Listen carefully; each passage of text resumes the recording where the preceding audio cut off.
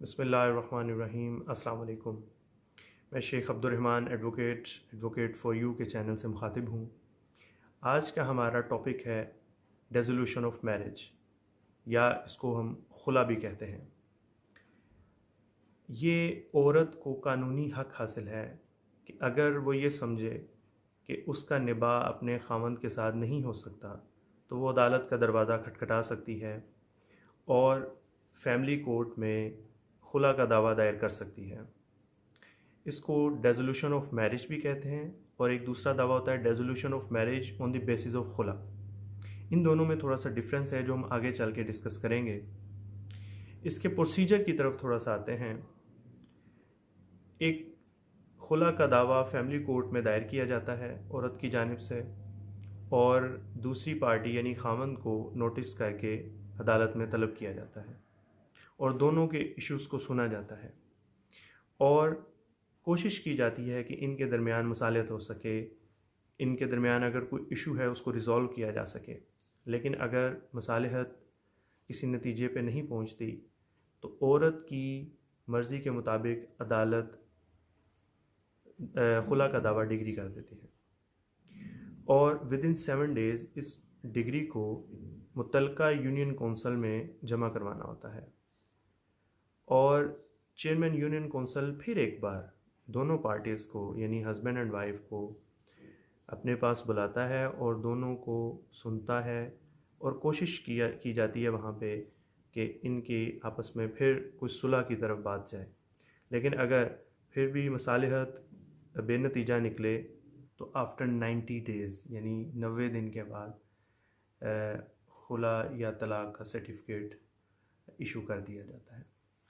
Dissolution of marriage on the basis of خلا، عورت کن صورتوں میں یہ دعویٰ عدالت میں دائر کر سکتی ہے؟ ڈیزولوشن آف میرج ایکٹ 1939 کے سیکشن 2 میں یہ 8 کنڈیشنز بتا دی گئی ہیں۔ میں آپ کو ایک ایک کر کے یہ تمام کنڈیشنز بتاؤں گا، جن میں سے کسی ایک کی بنیاد پر بھی عورت اپنے خاوند کے اگینسٹ ڈیزولوشن آف میرج کا دعویٰ دائر کر سکتی ہے اور عدالت کے ذریعے خلا لے سکتی ہے۔ نمبر 1، اگر عورت کا خاوند 4 سال تک لاپتہ رہے، اس کا کوئی پتہ نہ چلے کہ وہ کہاں پہ ہے، تو اس بنیاد پر بھی عورت عدالت میں خلا کا دعویٰ دائر کر سکتی ہے، جو ایکس پارٹی ڈگری ہو جائے گا۔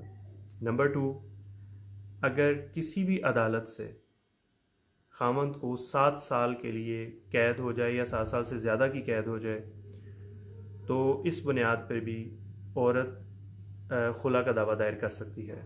نمبر 3، اگر خاوند خرچہ نان و نفقہ نہ دیتا ہو، اگر عورت کی ڈیمانڈ پہ اس کو اس کے مینٹیننس الاؤنسز نہ دیتا ہو تو بھی عورت خلا کا دعویٰ دائر کر سکتی ہے۔ نمبر 4، اگر 3 سال تک خاوند ازدواجی ذمہ داریاں پوری نہیں کرتا تب بھی عورت خلا کا دعویٰ دائر کر سکتی ہے۔ اگر خاوند سیکشولی کمزور ہے، وہ اپنی یہ والی ذمہ داری بھی پوری نہیں کر پا رہا، یا وہ بیمار ہے، تو اس بنیاد پہ بھی عورت جا کے خلا کا دعویٰ دائر کر سکتی ہے۔ اگر لڑکی شادی کے وقت یا نکاح کے وقت نابالغ تھی اور جس وقت وہ بالغ ہوئی تو وہ خلا اس بنیاد پہ بھی لے سکتی ہے کہ جس وقت اس کا نکاح کیا گیا تھا وہ زبردستی تھا، یا اس کو اس وقت اتنی سینس نہیں تھی، تو اب وہ بالغ ہو گئی ہے، اب وہ اس آدمی سے خلا لینا چاہتی ہے، تو اس بنیاد پہ بھی خلا کا دعویٰ ڈگری ہو جائے گا۔ پھر اگر خاوند جو ہے وہ پاگل ہو، وہ مینٹلی طور پر ٹھیک نہ ہو، نشہ کرتا ہو، تب بھی عورت خلا کا دعویٰ دائر کر سکتی ہے۔ لاسٹ، اگر خاوند مار پیٹ کرتا ہو، اگر خاوند بلا وجہ ہر وقت عورت کے اوپر تشدد کرتا ہو، تب بھی وہ عورت جا کر اپنے خاوند کے اگینسٹ خلا کا دعویٰ کر سکتی ہے۔ ان تمام صورتوں پہ عدالت عورت کی بات سن کر خلا کا دعویٰ ڈگری کر دے گی۔ اب ہم بات کریں گے کہ حق مہر جو ہے وہ عورت کو ملے گا یا نہیں ملے گا۔ اگر عورت عدالت سے خلا لیتی ہے تو اگر تو اس نے پہلے سے حق مہر لے لیا ہوا ہے اپنے خامند سے، یعنی حق مہر کی دو اقسام ہیں، ایک ہے معجل اور ایک ہے غیر معجل۔ جو معجل ہوتا ہے اس میں وہ نکاح کے وقت ہی عورت کو دے دیا جاتا ہے، تو خلا کی صورت میں وہ معجل کا 25% خامند کو واپس کرنا ہوگا، اور اگر اس نے غیر معجل لکھوایا تھا نکاح کے اندر تو پھر اس کو 50% چھوڑنا ہوگا۔ یہ بہت ساری سپریم کورٹ کی اور ہائی کورٹ کی اس کے اندر سائٹیشنز بھی موجود ہیں، اور کچھ کیسز میں جس وقت resolution of marriage on the basis of خلا دائر کیا جاتا ہے تو اس میں عورت صرف اور صرف خلا ڈیمانڈ کر رہی ہوتی ہے، الزامات بھی لگاتی ہے لیکن خلا بنیادی اس کا مقصد ہوتا ہے۔ تو اس صورت میں اس کو اپنا حق مہر کسی پرسنٹیج کے حساب سے چھوڑنا ہوگا، لیکن اگر وہ سمپل ریزولوشن آف میرج کر رہی ہے تو اس کے اندر عورت معصوم ہے، وہ یہی چاہتی ہے کہ میں اس کے ساتھ نباہ کروں، لیکن خاوند جو ہے وہ تشدد کرتا ہے، وہ مینٹیننس نہیں دیتا یا وہ کسی اور وجہ سے اس کا خیال نہیں رکھتا، تو اس بنیاد پہ عورت کا فائدہ زیادہ ہوگا، اس کو حق مہر کی پرسنٹیج زیادہ ملے گی۔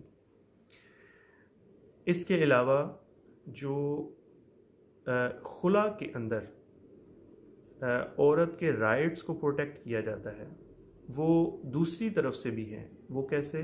وہ یہ کہ جس وقت عورت خلا لے لیتی ہے، چاہے وہ غصے میں آ کے لے رہی ہے یا وہ کسی پریشانی میں آ کے وہ خلا کا دعویٰ دائر کرتی ہے اور وہ خلا کا دعویٰ ڈگری ہو جاتا ہے، تو اگر 3 ماہ تک ان دونوں کے درمیان پھر سے صلح ہو جائے اور رجوع ہو جائے تو یہ دوبارہ پھر اکٹھے ہو سکتے ہیں ہسبینڈ اور وائف۔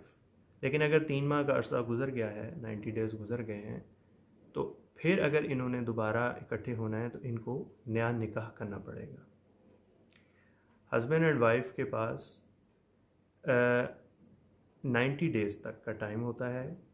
اگر 90 ڈیز کے اندر یہ رجوع کر لیں، اگر یہ آپس میں دوبارہ صلح کر لیں تو ان کو دوبارہ نکاح کرنے کی ضرورت نہیں، یہ وہ سنگل ڈیورس کنسیڈر ہوگی، جس کے بعد رجوع ہو جائے گا اور وہ پھر سے اپنی نارمل ازدواجی زندگی گزار سکتے ہیں۔ تو یہ تھا آج کا ہمارا ٹاپک، جس کے اندر ہم نے خلا کے